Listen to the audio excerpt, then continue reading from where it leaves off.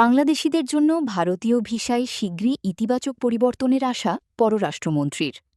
বাংলাদেশিদের জন্য ভারতের ভিসা প্রদান কার্যক্রমে শীঘ্রই ইতিবাচক পরিবর্তন দেখা যাবে বলে জাতীয় সংসদে আশা প্রকাশ করেছেন পররাষ্ট্রমন্ত্রী খলিলুর রহমান।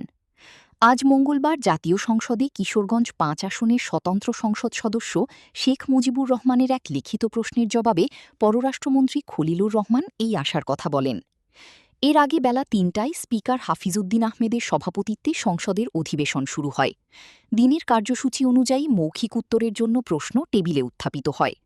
সংসদ সদস্য শেখ মুজিবুর রহমান পররাষ্ট্রমন্ত্রীকে প্রশ্ন করেন, প্রতিবেশী দেশ ভারতের সঙ্গে বর্তমান সরকারের সম্পর্ক কেমন?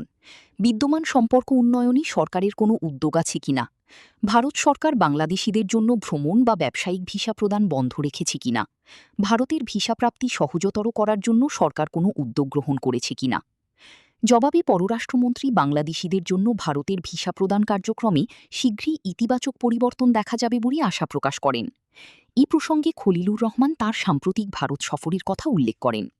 তিনি বলেন, এই সফরের সময় ভারতের পররাষ্ট্রমন্ত্রী, পেট্রোলিয়াম ও প্রাকৃতিক গ্যাস মন্ত্রী এবং জাতীয় নিরাপত্তা উপদেষ্টার সঙ্গে তার ফলপ্রসূ আলোচনা হয়েছে।